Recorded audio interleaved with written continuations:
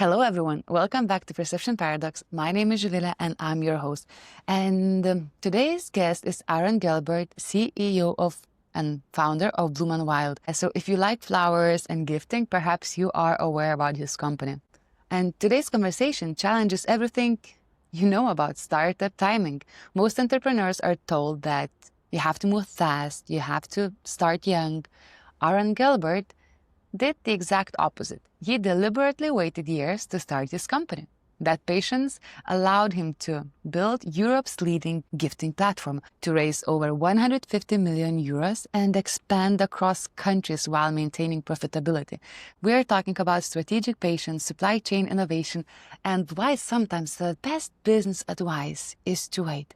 So I guess let's wait no more and let's dive in.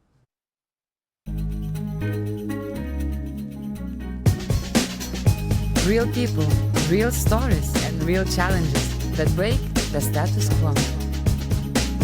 I'm your host, Juvila, and welcome to Perception Paradox.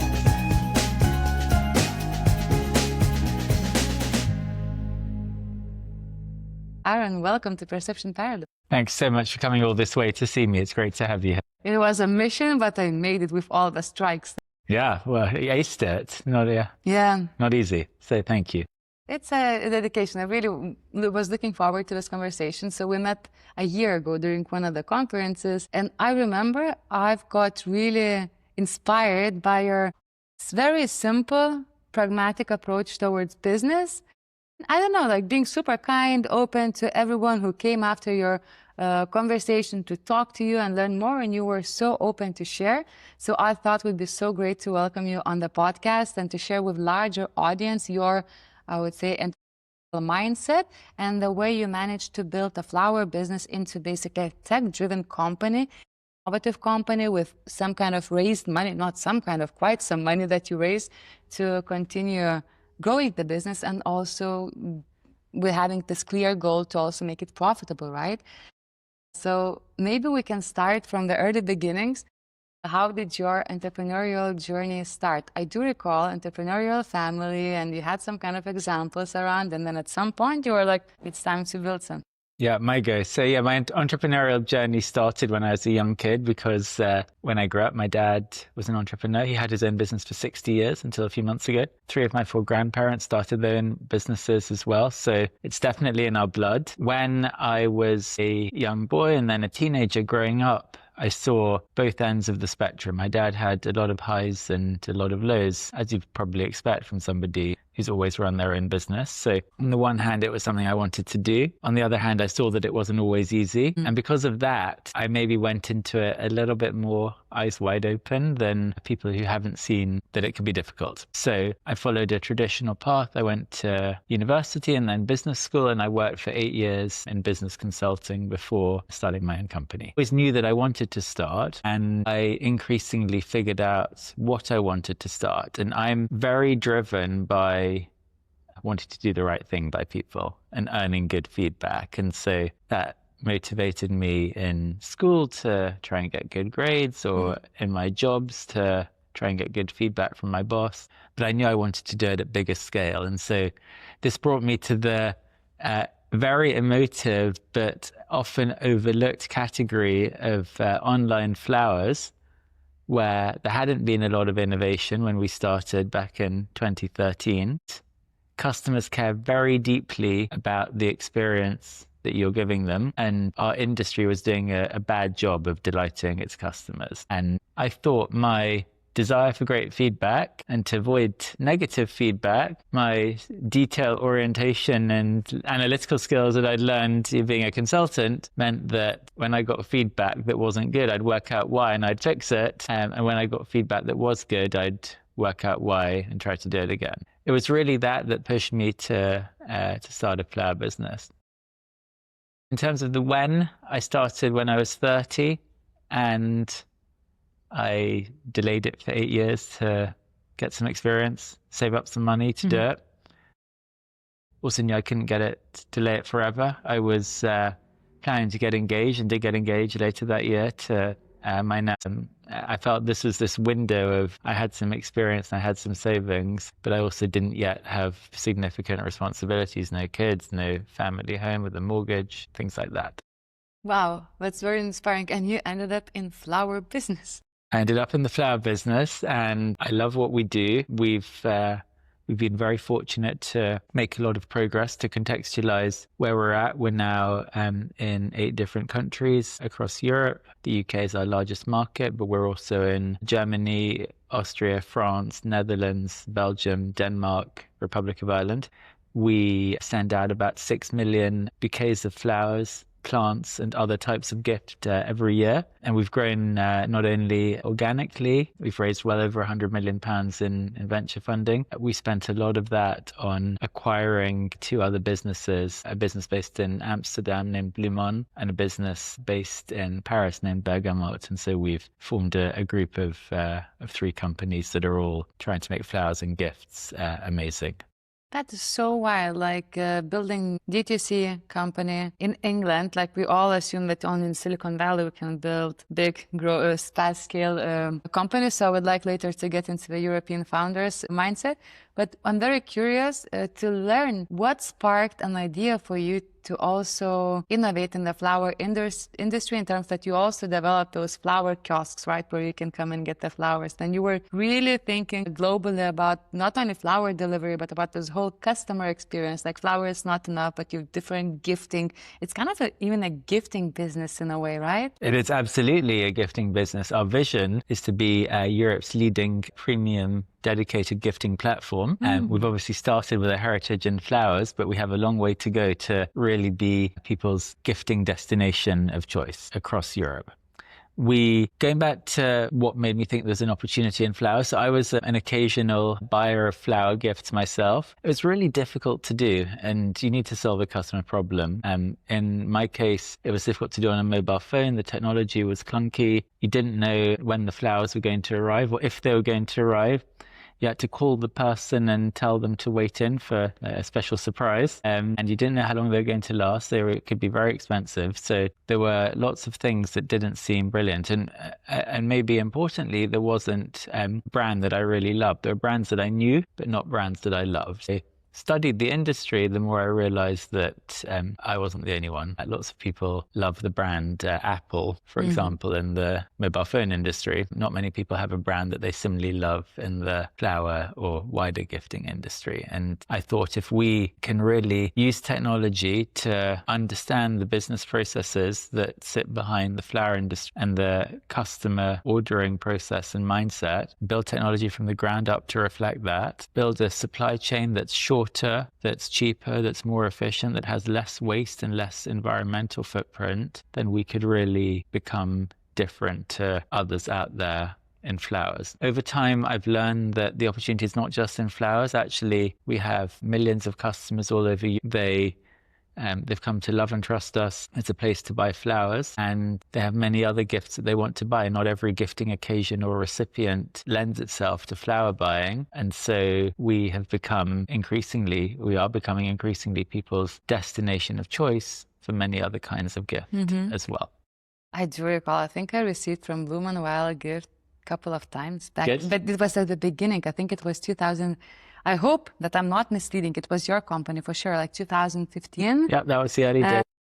I was delivered it in lots of roses one time with a chocolate from UK. I was Good. like, oh my God. And then the second time again, it was a birthday and some other occasion. Yes, it was very innovative back then because you would, as you were saying, you would expect to get flowers in some kind of market. And I don't know, we have in Lithuania, there was flower markets from where grandmas are selling their flowers, which is very cute. But talking about the delivery, it was not that common. UK flowers with candies. I was like, that's wonderful. Delivery can be challenging. Yeah. I think the other thing that we've approached differently is the supply chains. Often flower markets can have wonderful artisanal florists at them of benefits to that. And I hugely respect people who get up early in the morning and go buy their flowers and set up in a market on a cold day. A lot of flowers are gifted in the winter.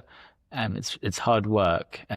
It's difficult to build a scalable supply chain doing that. You can't have relationships directly with flower growers. Often flowers go through several steps between being grown in a field somewhere around the world and getting to one of those markets and then to an end consumer, which means that they can be expensive because everybody in that supply chain needs to earn a living. Everybody wastes a little bit as well because it's hard to forecast exactly, especially at smaller scale. And also flowers are unpredictable, so you can end up sometimes not having, what you were hoping for or what you expected. So what we've done differently is we have partnered directly with growers around the world, and it varies, the location varies seasonally, to source flowers, and the flowers go from a farm somewhere to our warehouse where we pack bouquets for customers to the end recipient. So because they go through fewer steps, it means that they last longer, we have less waste, therefore less environmental impact. Waste can be regularly 20, 30, even 40% in the flower industry. Ours is in the single-digit percent, so significantly lower, which massively reduces the carbon impact. We're a B Corp, so these types of considerations are super important to our business model. And we have got technology, which actually came mainly through the Bloemon acquisition, the company we bought in the Netherlands.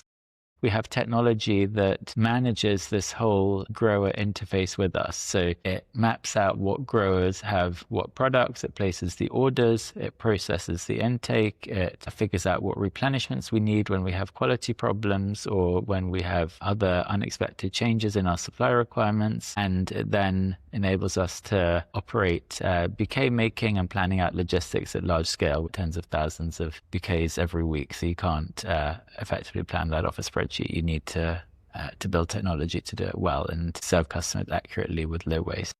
Wow. And how big is your tech team right now? So our tech and product team is about 60 people out of an overall team of about 400. Wow, that is crazy. So basically almost 1/4 of the company is in flowers. It's all about tech. Yeah, almost. Yes, a significant investment in technology and products. Some of that is consumer-facing tech, so things like our website and our apps and our CRM platform and some of the data science algorithms that power the personalized experience for users. But then a lot of our technology is invested under the hood in making our systems scalable, especially for peaks. We see massive increases in demand at times like Mother's Day or Christmas, Valentine's Day, increasingly occasions like Father's Day and Easter as we broaden our gifting offering. So there's the scalability part, and then there's the whole, what we call managing of our operations using technology. So some of what I described around sourcing and production, managing our network of third-party logistics providers, querying information real time to understand the likelihood of a delivery being successful, and automating the process of figuring out what to do if it's not going to be, so that we end up being proactive with customers rather than disappointing them. Increasingly deployment of AI across a wide range of our processes, things like customer delight, which you'd expect, but also making better real-time decisions about what products we show customers based on information they've shared with us in the past, and a number of other proprietary models like that. Very interesting. When we met, we were talking a lot about your strategy in the Netherlands, how you're strengthening your footprint there. How did you choose this kind of growth strategy to other markets? Yeah. So Bloom & Wild was exceptionally fortunate during COVID. And before COVID came along, our business was about a little under £50 million in revenue, nearly break even. And then there was a massive ramp up in demand. People couldn't see their loved ones during the pandemic. And so flowers became like a substitute for a hug. And our business tripled year on year in scale in the first year of COVID. And it could have grown even more if we were able to ramp up the supply even more. Even to triple it was a huge effort. And so we found ourselves all of a sudden well over 100 million in revenue and highly profitable. A lot of investor interest, but really two major strategic considerations that had grown in importance because of this good fortune we'd had. Firstly, our UK business and market share had become much higher, and we were much more aware of the fact that one day we would need to really drive growth beyond the UK as well. We were very dependent on third-party suppliers, and we hadn't yet developed a lot of muscle in bouquet production and sourcing, topics like that, nor technology to really scale that, nor expertise in that on our team. And we thought that the right thing to do was to raise money in what were very attractive conditions to really solve those two problems and therefore strengthen the strategic position of our business. We had expanded organically internationally into Germany and France already, and we'd seen that the German market was working much better than the French market. And as we started to unpick why, we realized the importance of, in some countries, not all, but in countries like France or Netherlands and Belgium, being present with brands that resonate locally. So we decided to acquire Bergamot to strengthen our position in France, and Bloemon to enter the Netherlands, Belgium and Denmark markets and to strengthen the position in Germany. And in the case of Bloemon, which is the larger acquisition, also to really give ourselves a footing in the Netherlands supply setup, which is so critical in the flower industry, plus the associated sourcing capabilities, production capabilities and technology. And that's made us a much more operationally independent business that's better set up for scale than our setup beforehand. What do you have to do different when it comes to scaling business in Europe? Because when we think about the US, well, at least the language is the same. And Europe, regulations, the cultural habits you've just mentioned, right? That you had to even choose the local brand that is familiar for the local people. What are the challenges you were facing and how do you approach them? Yep. There is definitely a greater degree of complexity in Europe because you need to be operating multiple languages with multiple cultures, multiple currencies, multiple types of third-party provider across many aspects of your stack. So logistics companies are different in different countries, even payments are different in different countries. In a market like Germany, the majority of our payments go through PayPal. In a market like the UK or France, credit card. In a market like the Netherlands, direct debit is much more common. So all sorts of things differ from one country to another, and that adds complexity that you don't face if you're just scaling in the US. That complexity can also be a source of competitive advantage. So we're now set up to handle that complexity, and it's difficult for somebody else to replicate that complexity, especially without raising material funding. It's also difficult for somebody who isn't set up for it to replicate their business in further markets, whereas we now have a sort of language, currency, brand agnostic platform that's deployable across markets and can be deployed into further markets. And we've already deployed it into 8 markets already. So on the one hand, it's harder to get started. On the other hand, your position is maybe more defensible once you do reach critical mass. It'd be more difficult for others to raise money to replicate what you're doing because that position is harder to replicate. And I think that's put us in a strong position now. The other benefit of Europe in D2C in particular is that we're in the sort of northwestern corner of Europe, which is an affluent and densely populated part of the world with around 250 million people living across the countries where we do business. And the logistics cost to serve those people across that area is pretty low. We can do almost all of it from a single production facility in the Netherlands. There's some complexity with the UK because of Brexit primarily, and it makes sense for us to have infrastructure here in the UK, just given the size of our business here. But we can have a very sort of centralized approach to sourcing, production, fulfillment, team, technology investment, physical hardware and networking investment and things like that that's also necessary to scale a business in our sort of category.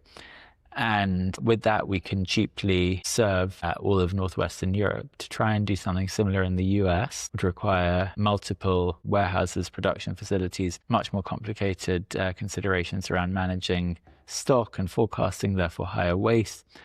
Much higher shipping costs, which also means that the barrier for purchase for customers is higher. That means that repeat rates are lower. It's more difficult to get consumers to do things like download an app or engage with your product outside when they're shopping because they don't order from you very regularly. And so you can end up with a much more transactional relationship with your consumers versus what we see here in Europe. And you're also a B Corp. Your score rate was pretty high, Thank right? you. It's pretty high. And how do you navigate between sustainability and impact to the world and profits? Because it's also a very tiny line, especially knowing that your type of business, creates quite some also CO2 emissions. Yep.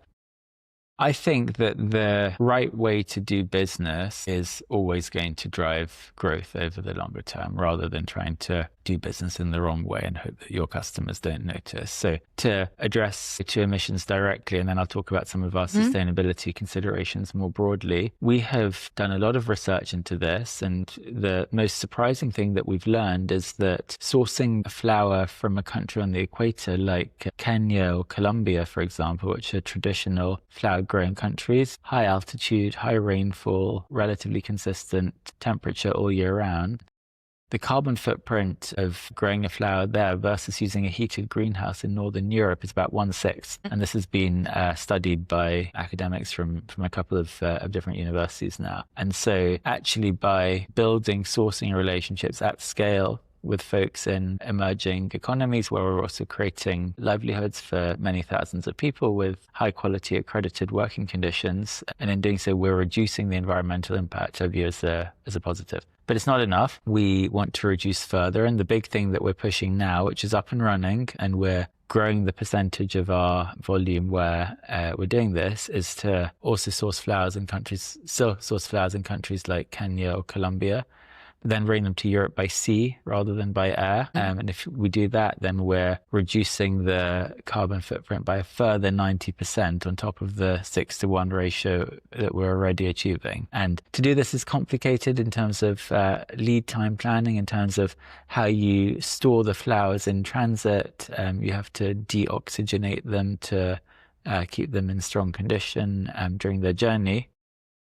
But if you figure out how to do it and get it right, then you can get high quality flowers all year round for a fraction of the carbon footprint that we get elsewhere. And ultimately, we think everybody's going to need to work in this way, because every industry is going to need to become more sustainable. If we lead our industry, lead change for good as one of our values, then we think that we're setting the right example for everybody else. This leading the industry is something that's really important for me more broadly. And one of the things that we've done in terms of doing business in the right way that I'm most proud of is our approach to opt-out emails. So back in 2018, was the early days of Bloom & Wild, we used to get a few emails in the run-up to occasions like Mother's Day saying, "I love Bloom & Wild, but I'd really rather that you don't send me emails at a time like Mother's Day, because it's a difficult time of year for me. Get these requests, put these customers into a database, not send them our Mother's Day emails, then move them back into our main mailing list after Mother's Day." And then we had a discussion, a few of us on the team, and talked about, instead of just doing this reactively in response to customers getting in touch with us, could we proactively ask customers if they would rather not hear from us about Mother's Day, because maybe there are people who it just doesn't occur to them to ask us, but they also find it difficult. It was overwhelming. 1,000 people opt out within the first 24 hours of sending this email. Got widespread national press coverage here in the UK. It was debated in the Parliament because a member of Parliament was one of the people that received the emails, and he had recently been bereaved himself, and he thought this was a really important topic, and there was really a lot of discussion about it. And so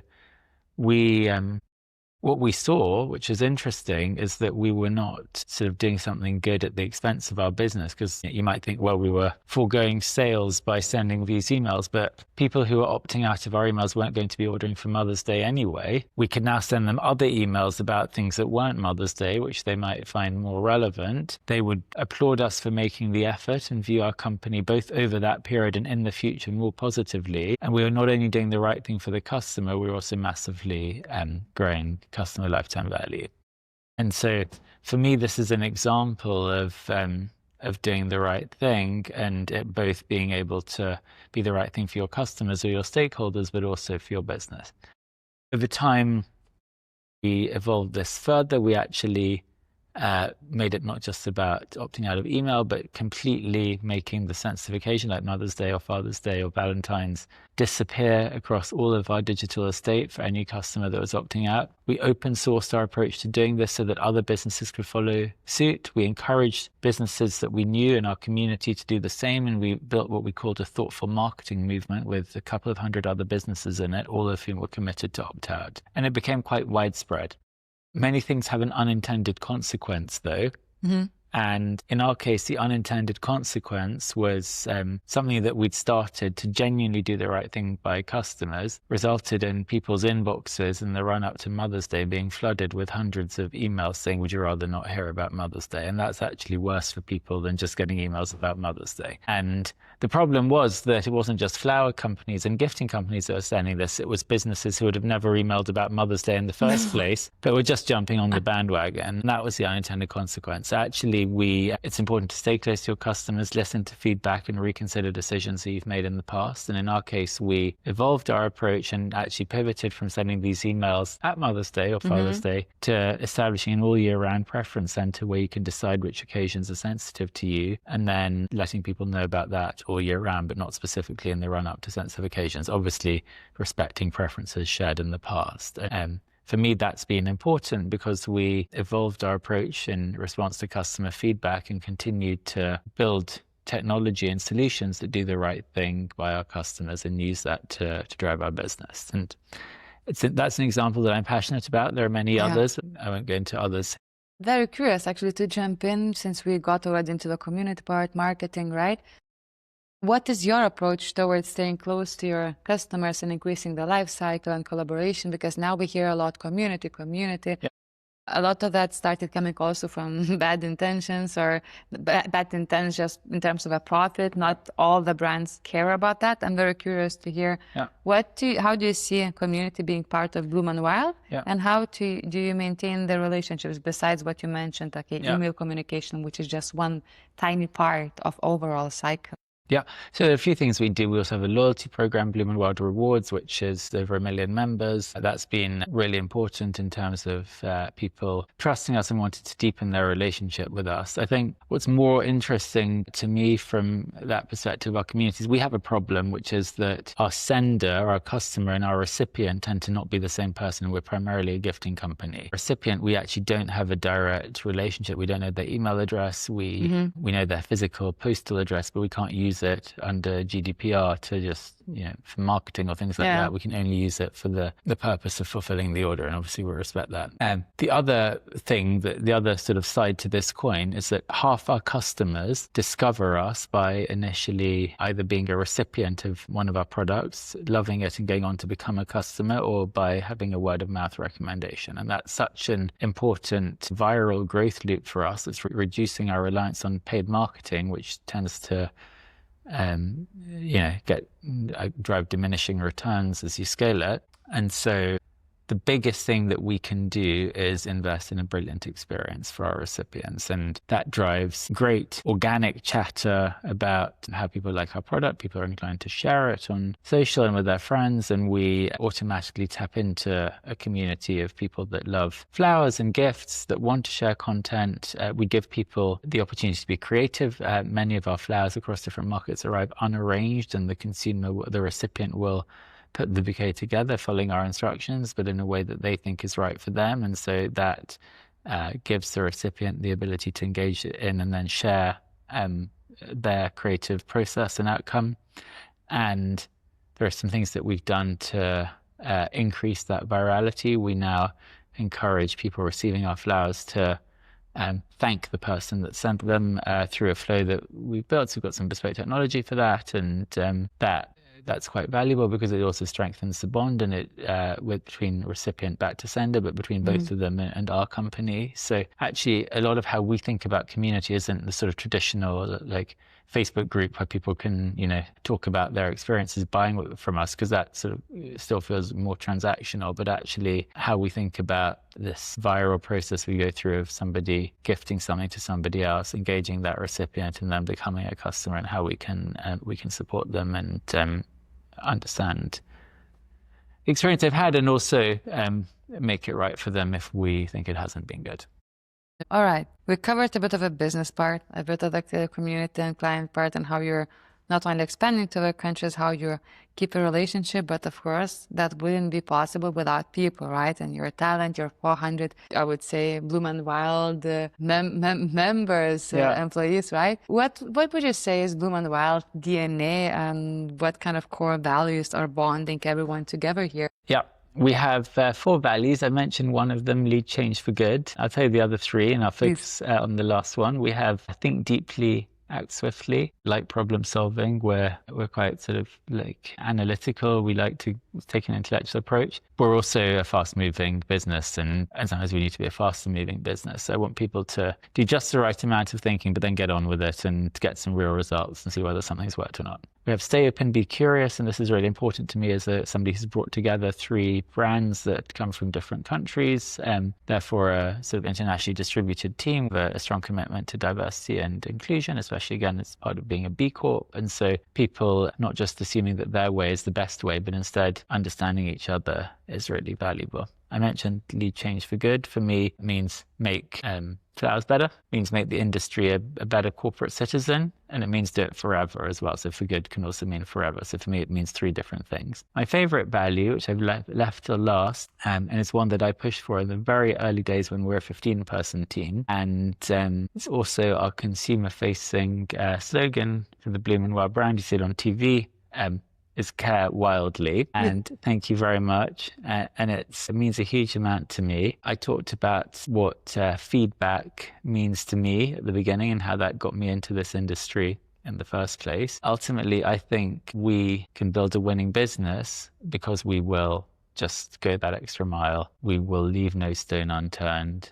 And we care so much about our customers' experience and doing the right thing by them and fixing it if it goes wrong, and understanding why it went wrong and making sure it doesn't go wrong again. And I think I don't want to say that other businesses don't care. I think every business cares, but we have a group of people who are all co-owners of the business who run the business together. I'm still very deeply involved in many day-to-day decisions, maybe too many, but it's my natural style, and I set that expectation and tempo personally. There's been lots of chatter about founder mode recently, and it was popularized by Brian Chesky of Airbnb. And for me, part of founder mode is about caring wildly and making sure that you're setting the right standard, and something that I still very much do. Our customers also care very deeply about their order with us. They might not spend a huge amount of money, but they're telling somebody that's very dear to them something really important through the medium of our flowers or our gifts. And so we need to earn their trust to express that care on their behalf. That's a mission that I think is super important. And so I want to do it right. And I think if we go to the same degree of care as they would go to if they were doing it themselves, bringing the flowers or the gift to the recipient, then we will earn that trust and they'll order from us again and again. Their recipients will be delighted and go on to become our customers, and we'll build a great business. So every day I come to work and I think about how can I deploy the superpower of how much I care and how much I have encouraged all my team to care, to mean that we can be a better company for our customers than we were the previous day. I think that's a very beautiful way to end the episode. And I have this tradition on the podcast to leave the listeners with a thought to ponder after they hear our conversation. And usually it can be something that, let's say, you try to answer yourself, or maybe something you've learned and you would like that other founders would learn around you. So what would be your question to ponder through the day for all the listeners who are here with us today? How can you care even more wildly than you do right now, and what will that prompt you to do differently for your customers or for people that matter to you in your life? Aron, thank you so much for showing up at Perception Paradox podcast. Thank you for hosting at Bloom & Wild, and good luck with your big mission, leading the flower market with kindness and care. Thank you so much. Thank you as well.